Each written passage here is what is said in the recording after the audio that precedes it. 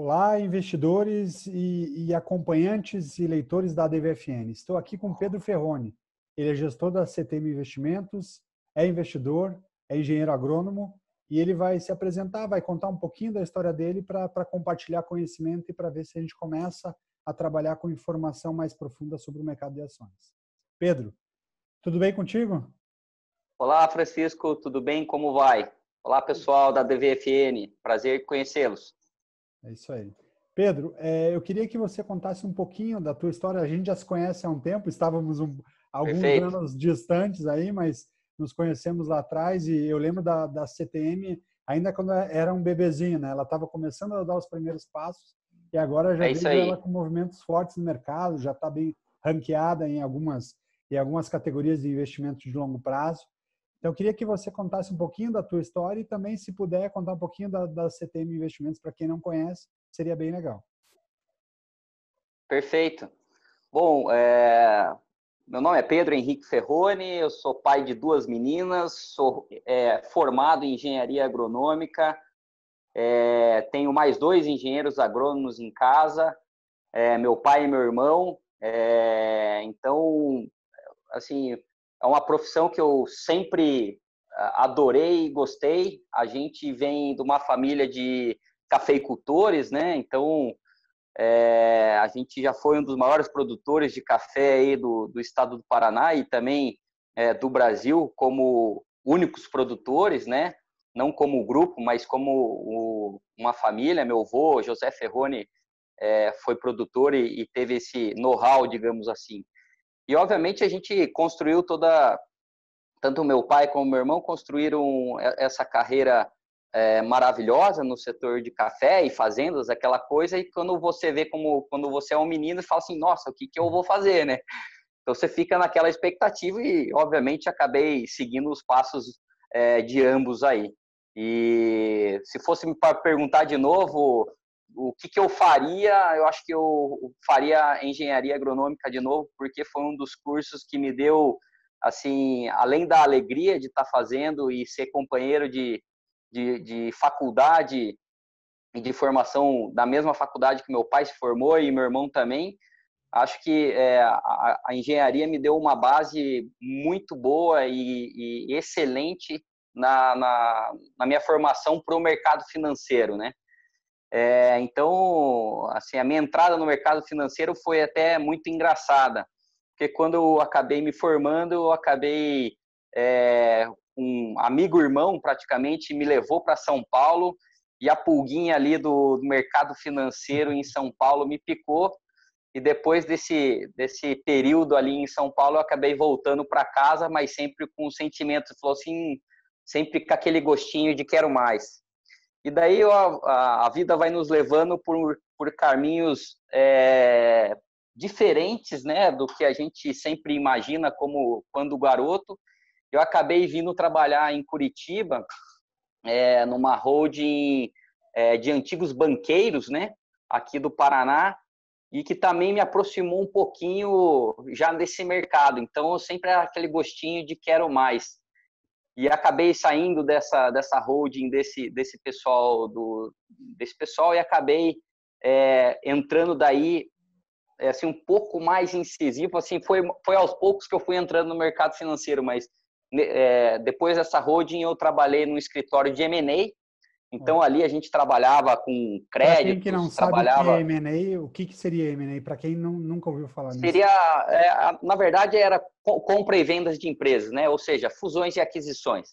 Então, a gente analisava as empresas, falava com os empresários, via como é que estava o balanço, estudava o setor daquela empresa. Então, já tinha uma familiaridade com o mercado financeiro, né?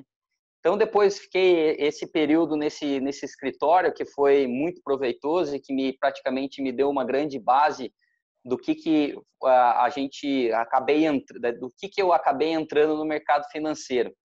Depois desse escritório, acho que por destino, eu estava fazendo na época uma pós-graduação aqui na FAI, aqui em Curitiba.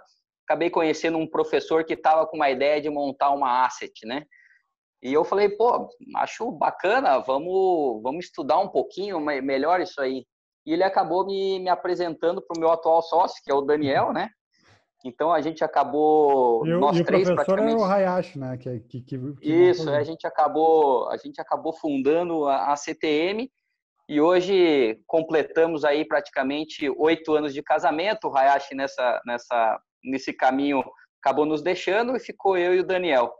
Então, esse ano a gente completou 8 anos, veja só como o tempo passa, Boa. né? E desde então a gente está nesse mercado financeiro lindo, maravilhoso, pujante, né? E aquela coisa que praticamente me fascina diariamente, né?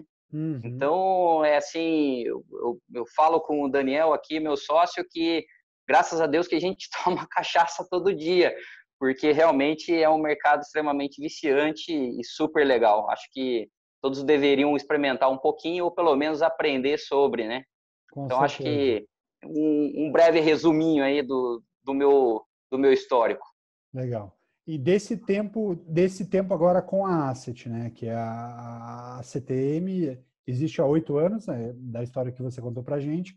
Perfeito. E o mercado mudou muito, né? Em 8 anos, a gente falou de um mercado que falava em torno de 700, 800 mil investidores, e hoje a gente fala que o mercado de ações já trabalha perto de 3 milhões de investidores, pessoas físicas. Perfeito, Como é que perfeito. vocês percebem esse movimento do mercado, a entrada dos novos investidores, dentro Legal. desse olhar mais macro, né? Acho que o grande problema assim, respondendo assim de bate-pronto a tua pergunta, eu acho que é super positivo a entrada desses novos investidores, né? O problema maior nessa entrada é a falta de educação financeira, que eu acho que falta para todo mundo, né? Assim, apesar da gente trabalhar, eu trabalhar no mercado financeiro, eu não tive uma educação financeira ao nível, né, de você ter um trabalho que hoje é desenvolvido por grandes plataformas, com consultores, que hoje é um pouco mais desenvolvido essa parte educacional, né, digamos assim. Uhum. Então, assim, primeiro, obviamente, as pessoas deveriam se educar financeiramente, né, para entender todo o escopo e tudo que o mercado financeiro pode proporcionar às pessoas no final das contas, né? Porque assim você tem vários produtos, tipos de perfis diferentes de produtos, acesso a produtos que assim é uma gama, né? Realmente é uma feira vamos parafrasear aí é uma feira cheia de fruta que às vezes você fica encantado com várias frutas e às vezes você não acaba comendo nenhuma ou se engasgando com o caroço, né? Mas assim eu acho que antes precisa ter uma definição de alguns parâmetros, de algumas regras que você precisa ter para você, obviamente, tomar o devido caminho correto, você entrar assim no mercado financeiro bem, para você, obviamente, não se machucar e achar que isso, obviamente, como todo mundo fala quando se machuca, isso aqui é um cassino, isso aqui não é para mim, puta, eu não entendo nada. Então acaba que isso assim precisa de uns passinhos antes para, obviamente, começar a se dar bem, né, no mercado financeiro. Perfeito. E olhando a tua formação e o teu histórico lá do início, quando você comentou que a tua família é de fazendeiros e que você entendia muito da cultura e que você foi buscar formação até por essa presença. Onde você acredita que essa tua formação te ajuda ou te ajudou nessa construção do executivo do mercado financeiro? Assim, eu pego muito o lado empreendedor, né? A minha família sempre foi muito empreendedora. Então, eu acho que a parte do empreendedorismo, que é a base, que praticamente assim, digamos assim, a minha família me forjou no empreendedorismo. Então, eu sempre tive curiosidade para entender os negócios, né? Se a gente entrar, obviamente, numa modalidade do mercado financeiro, que é o mercado de ações, e você tem a possibilidade de ser sócios de empresários, né, comprando um pedacinho daquela empresa, você nada mais, nada menos, você está fazendo um empreendedorismo, porque você está acreditando no projeto que aquela empresa tem, ou no produto que ela faz, no serviço que ela presta, no setor que ela está inserido. Então, tudo isso é uma base de empreendedorismo, querendo ou não. Quando você for abrir um negócio, você vai ter que fazer um business plan, você vai ter que estudar o teu setor, teus concorrentes, e tudo isso hoje a gente desenvolve aqui dentro. Então, a minha base de formação é mais ou menos essa do empreendedorismo, de você olhar os negócios ou as possibilidades que existem no mercado e você, obviamente, ir atrás das informações, muito estudo, obviamente, muita análise para você chegar num determinado, digamos assim, preço ou até mesmo de um negócio, falar assim, não, esse é um negócio que vale a pena, eu quero ser sócio desse negócio. Então, acho que é por aí. Legal. E olhando um pouquinho dessa visão, então você está me falando que a Bolsa tende, quando você olha que você quer ser sócio, geralmente quando a gente vira sócio de alguma coisa, a gente no mínimo imagina que vai ficar um tempo ali com aquela sociedade, seja médio prazo, seja longo prazo. Como é que você entende pessoas que entram na Bolsa com a visão de curto prazo e aí entra ainda no modelo mais hard, que a gente até comentou de derivativos? O que você tem visto? Como é que você tem acompanhado esse processo? Assim, as ferramentas hoje que o mercado financeiro nos proporciona são muito boas e são muito positivas. O problema justamente está nisso, né? As pessoas não entendem, às vezes, o básico do mercado financeiro e acabam, obviamente, entrando já numa modalidade muito hardcore, que às vezes você acaba fazendo a operação porque escutou o guru tal, o influencer financeiro tal e achou que, puta, eu vou fazer também porque é fácil, é muito fácil. E às vezes não é, né? E acaba a pessoa fazendo e acaba se machucando, e acaba se machucando feio, com dívidas, até com corretoras, né? Ou acaba perdendo todo o capital que ali se investiu. Então, voltando lá no começo, eu acho que a educação financeira primeiro deve fazer isso, né? Para que, obviamente, a gente tome uma atitude de falar assim, não, legal, eu aprendi o básico, eu sei o básico, agora deixa eu incrementar um pouquinho as minhas estratégias, né? Então, acho que por esse começo, acho que é bacana, acho que vale a pena. Mas você já entrar, não, vou operar derivativos, opções, call, put, eu vou alavancar, eu acho que é meio perigoso nesse sentido. Eu ouvia muito de alguns analistas, né, ainda mais quando a gente estava mais no dia a dia mesmo, na operação financeira, que eles diziam assim, olha, derivativo é ótimo, porque no primeiro mês de derivativo eu troquei de carro. Daí eu perguntava curioso, é mesmo? Que legal. Então dá para ganhar dinheiro? Daí ele falou, dá. Eu tinha uma Land Rover e troquei por um Uno semana passada. Justamente. Isso não é muito incomum, virou uma piada dentro do circuito todo. Olhando o teu conhecimento de agro, né? O teu histórico de agro, e a gente imagina que a Bolsa de Valores, na sua origem, nos Estados Unidos e no mundo, ela teve uma origem muito no seguro da colheita, né? Das plantações. Perfeito. E a Bolsa de Valores, a BMF, ela tem crescido porque, se a gente voltar a 8 anos, tinham poucos fazendeiros que faziam a venda da colheita futura. Hoje esse número cresceu bastante, eu ainda não tenho esse número, mas eu tenho visto alguns amigos fazendeiros já operando com o CMA aberto, com alguns softwares abertos para fazer esse acompanhamento e venda de colheita futura. Na tua visão, como é que está esse mercado? Existe ainda espaço para essa expansão? Legal, essa é uma excelente pergunta pelo fato do seguinte, né? Você, obviamente, é um processo de educação, né? Hoje estão chegando as novas gerações dos produtores, né? Antigamente você tinha o pai, que obviamente aprendeu com o avô e por aí vai. Hoje você tem uma chegada de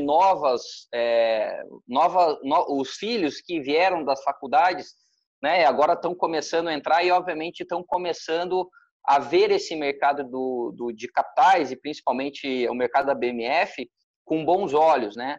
Porque, assim, tudo que vai agregar hoje de novas tecnologias, de melhora de custo, de compras de insumos, tudo isso ele pode se proteger com o mercado da BMF, né? Principalmente na parte de precificação. Eu até brinco e falo com meus amigos da faculdade que são produtores e que realmente eles precisam assim, tá com um CMA aberto dentro do campo, né? Para justamente você ter uma noção do que você vai fazer com a sua safra, né?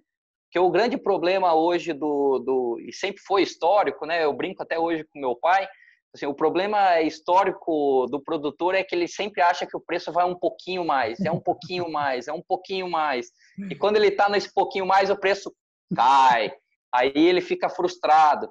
Então eu sempre falo assim, ó, você tem hoje mecanismos, né, que você pode usar. O mercado BMF é um deles. Você pode fazer o hedge da sua safra, né? O que é o hedge? Hedge nada mais e nada menos é a proteção, é você vislumbrar que existe um preço futuro, se for positivo, você faz um hedge para aquele preço futuro que você quer vender a tua safra. E se você fizer uma conta básica entre teu custo que você fez na tua safra, mais o preço futuro que você quer ganhar, ou seja, a margem ali, você acaba fazendo um seguro da tua margem, então aquilo lá é super positivo. Se, obviamente, tem uma grande produção e você acha que o preço vai cair, você também pode se proteger desse preço. Então, tudo são as novas tecnologias entrando para os novos produtores. Eu acho isso super bom, bacana, tem que usar, são mecanismos ótimos.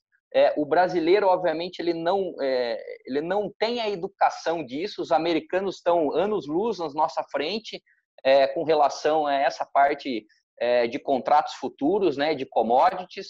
Então, assim, é incrível. Acho que é uma bela de um ponto de partida para a nova geração. Legal. E é importante que isso aconteça o quanto antes, justamente para que tenha expansão, né? Que os negócios realmente não morram naquela expectativa de que pode ser um pouco mais. Até parece um DNA de investidor, né? A gente fica naquela, querendo vender, e aí fica naquela, não, dá para subir mais um pouquinho, vou esperar subir mais um pouco, e aí, de repente, a ação cai e entra naquele desespero. Então, perfeito. Muito forte nesse cenário. Olhando o número, então, de fazendeiros que hoje está olhando o mercado futuro, tem trabalhado a venda da colheita no mercado futuro.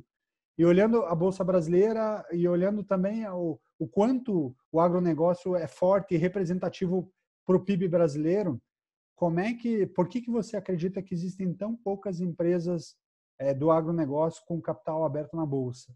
Qual que hoje é a dificuldade para que isso amplie? Tá. Assim, hoje, vamos considerar que nós temos as melhores empresas hoje listadas na Bolsa, né? Aqui eu posso citar 3 que eu acho fantásticas, né? CLC Agrícola, Brasil Agro e São Martinho, né? Uhum. As 2 primeiras, obviamente, são produtoras de grãos, né? Uma um pouquinho mais focada em algodão, mas são produtoras de grãos, e a outra é focada em cana-de-açúcar, né? Ou seja, açúcar e etanol. São belíssimas empresas, assim, aquela coisa, são extremamente eficientes, qualidade de pessoas, gestão, ativos, então, assim, são o concurso, digamos assim, do que a gente pode analisar como empresas de agro, né? Uhum. Eu acho que às vezes falta novas empresas entrarem, né, na Bovespa ou se listarem, porque às vezes tem aquele receio de você, obviamente, abrir o capital e você ter outros sócios entrantes ali que, obviamente, vão ficar apontando o dedo, e você precisa, obviamente, demonstrar, né, todas as partes documentais, aquela coisa toda, que então às vezes acaba conflitando com alguns interesses internos, né? Uhum. Eu acho que falta também um pouco de educação dos empresários entenderem que o mercado de capitais é uma via que você pode usar e ele pode ser benéfico para a tua empresa em termos de crescimento e expansão, né? E o terceiro, obviamente, eu acho que fica com relação daquela coisa de ser um custo muito elevado, né? Hoje nós temos a B3, única e exclusivamente, né? Que, obviamente, se você pegar, ela tem um custo que acaba um pouco meio que, digamos assim, deixando os empresários meio receosos nesse sentido. Mas óbvio que se você pegar o setor agro e os 10 grandes, né? Por exemplo, um grupo Amage da vida, que é super famoso, por que eles não estão na bolsa? Assim, acho que eles sabem muito mais, então tem mais motivos do que eu para, obviamente, pensar e não estar na bolsa não faz sentido para eles, né? Mas assim, eu, obviamente, olhando como um engenheiro agrônomo e também empreendedor e também investidor em ações, quanto mais empresas do agro tiverem em bolsa, é fantástico, né? Apesar de que, se você olhar, a gente tem excelentes empresas que são periféricas ao agro, né? Uhum. Então, se a gente pegar, por exemplo, uma Rumo, né? Ela é praticamente uma periférica do agronegócio. Então, ela faz o transporte da safra brasileira de grãos, levando para os portos, né? Então, você tem outra também, que é uma excelente empresa, uma Kepler Weber da vida, que é a parte de infraestrutura, né? A parte de silos. Então, ela é focada no pré-colheita, no middle da colheita, praticamente, e no pós-colheita, né? Então, assim, E você essa tem Kepler Weber, e a Kepler Weber, ela tem um indicador interessante que não é um indicador real, mas quando eu acompanhava ela mais de perto e era acionista dessa empresa, um dos meus indicadores era a quantidade de caminhões, o tamanho da fila de caminhões para embarcar no porto. Quando a gente via isso, perfeito. a gente percebia que existia uma demanda grande para a construção de silos. E realmente a gente comparava com o número de venda e fazia bastante sentido. Não sei como está hoje no dia a dia, mas era um Não, indicador que todo mundo o pode déficit de acompanhar. armazenamento só aumenta a cada ano, né? Porque, veja, a gente... e aí que é a beleza do empreendedorismo do produtor rural. Hoje, a gente bate, ano após ano, recorde de safra. O que isso significa, né? Significa que nós, produtores, estamos ficando tecnicamente melhores, ou seja, sem aumentar, obviamente, a área plantada, nós estamos melhorando genética das plantas, melhorando a parte de defensivos, a parte de químicos, toda a parte de produção, então, a parte de equipamentos, então tudo, a análise, então tudo isso, obviamente, é a tecnologia entrando, melhorando a capacidade de produção. Então você produz mais com menos terra, menos água. Então, tudo isso, obviamente, é fantástico, né? É surpreendente ver isso. E estou muito animado para ver um 5G, por exemplo, uma tecnologia 5G dentro do campo, que para mim acho que vai ser um grande transformacional também para esse setor. Então, você imagine, o déficit de armazenagem só aumenta. E, obviamente, essa empresa como a Kepler Weber, ela pode surfar essa onda sim, praticamente ad eterno nesse sentido, né? A gente sempre vai precisar de armazenagem para garantir a nossa safra, né? E tem um custo que às vezes as empresas não percebem em relação a abrir o capital e estar na bolsa, que é algo que também chama bastante atenção. Você citou duas empresas que têm caminhos muito interessantes. A SLC, ela trouxe para o Brasil, pelo menos da maneira mais aplicada, a questão dos micronutrientes no solo, porque ela investiu em regiões onde o solo era barato e teoricamente produzia pouco, que é aquela região do Mapito, né? Maranhão, Piauí, Tocantins. Então, ela vem ano após ano comprovando que aquela inteligência que ela trouxe lá e fortaleceu o investimento ali, fez e fazia sentido. E depois dela, a gente começou a observar outras empresas, outros fazendeiros seguindo a mesma linha. O mesmo Perfeito. caminho, ou um caminho parecido, eu observei o comportamento da São Martinho.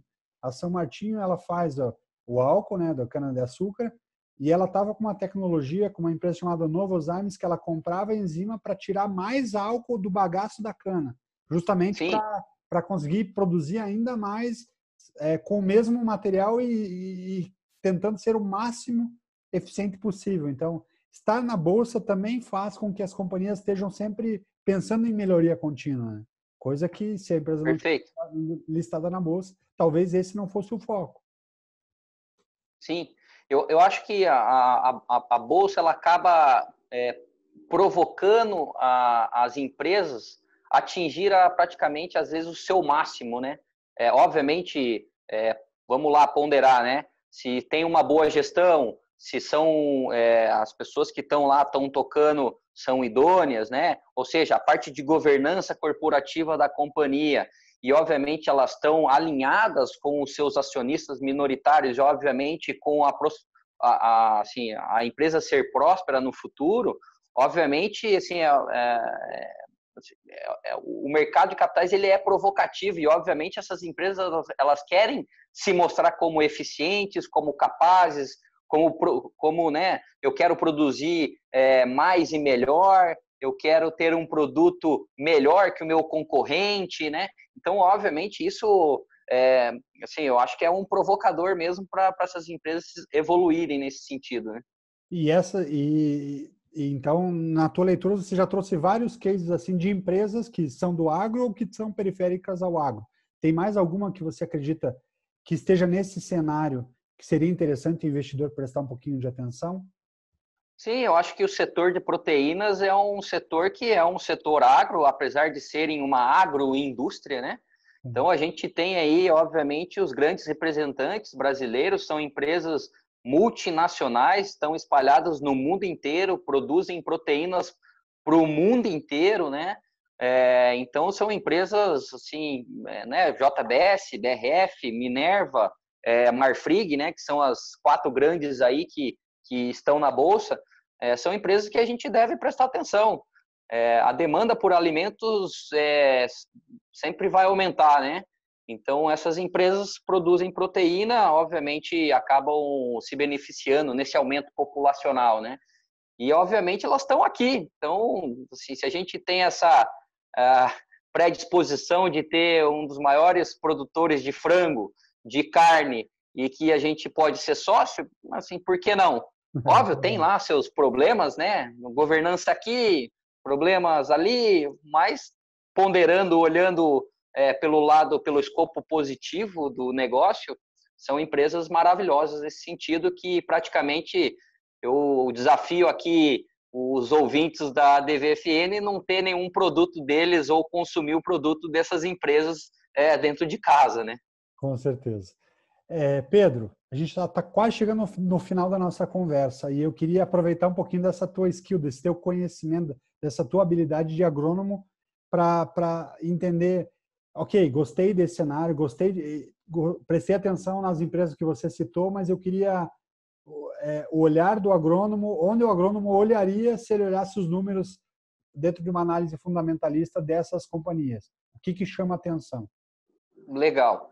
Assim, tudo o agronegócio como um todo, isso é clichê, né, que todo mundo fala, é uma indústria a céu aberto, né?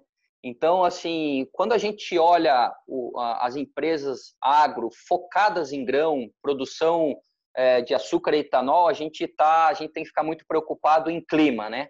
Então, os efeitos climáticos que isso causa numa lavoura, né? Então, a gente precisa ficar preocupado com um evento, por exemplo, como está acontecendo esse ano, com o Lanina, né? O que é o Lanina? É um efeito de seca no centro-sul do Brasil, ou seja, traz seca, ou seja, não temos precipitação. Se não temos precipitação, o que seria a chuva? Os grãos não se desenvolvem. Se não se desenvolvem, a gente tem quebra de safra. Se tem quebra de safra, nós não conseguimos, obviamente, ter uma qualidade de grão. Se nós não temos qualidade de grão, nós não conseguimos atingir, às vezes, os parâmetros necessários para fazer uma boa exportação. Se a gente não faz uma boa exportação, obviamente não trazemos divisas para o nosso país. Bom, então, por aí você vai ver que apenas um fator pode ocasionar vários problemas, né? Então, assim, acho que o primeiro, obviamente, que você deve olhar, obviamente, é a parte de clima, porque é uma indústria a céu aberto. Acho que o segundo, obviamente, que a gente tem que interpretar são os ciclos, né? Você tem que entender o ciclo das commodities. se obviamente você tem mais consumo, menos consumo, se você está num ciclo de alta produção, de quebra de safra, como é que estão os nossos parceiros ou os nossos concorrentes lá fora, como é que está indo a safra dos Estados Unidos, como é que está indo a safra europeia. Então, tudo isso, obviamente, afeta. Então, acho que tem que olhar os ciclos junto com o mercado como um todo. Eu acho que, obviamente, o terceiro, que não pode fugir muito do escopo, obviamente, é o câmbio, né? A gente, hoje, a gente tem um nível de câmbio para quem exporta excelente, né? Você tem nossos concorrentes com algumas quebras de safra, ou seja, a gente tem essa demanda por produto brasileiro pujante, né, no mundo como um todo. Você tem problemas fitossanitários num dos maiores países do mundo, que é a China, então demanda por proteína por eles e, obviamente, por grãos também é muito grande. Obviamente, daí é aquela coisa básica de oferta e demanda, né? Então, essa relação clima, mercado, né? Ou seja, o ciclo que você está olhando, principalmente o ciclo de proteínas, se você está num ciclo de alta ou num ciclo de baixa.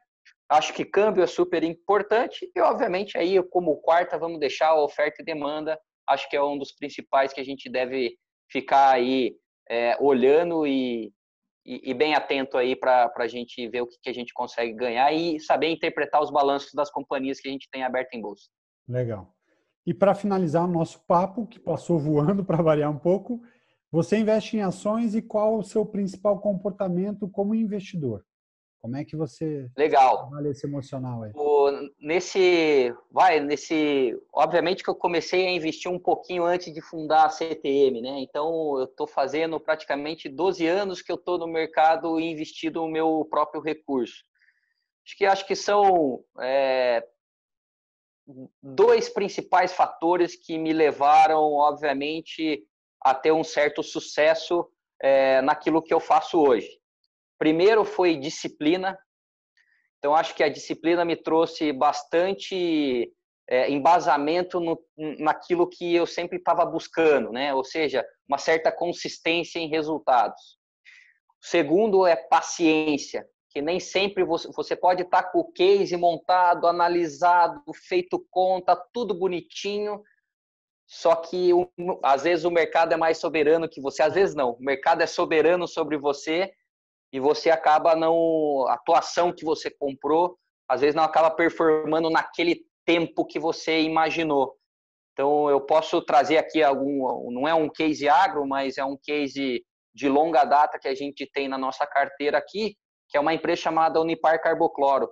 Então, ela já teve maior, ela já teve menor na carteira, já saiu por um período e voltou recentemente. Mas é uma empresa que praticamente a gente conhece de cabo a rabo e a gente tem ela desde que a gente fundou a CTM, né? Ou seja, fazem 8 anos que a gente investe e é investidor dessa empresa. E que nesses 8 anos praticamente multiplicamos nosso capital por 10.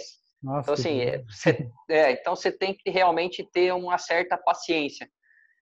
E acho que um terceiro que eu posso deixar como assim um legado é estudar.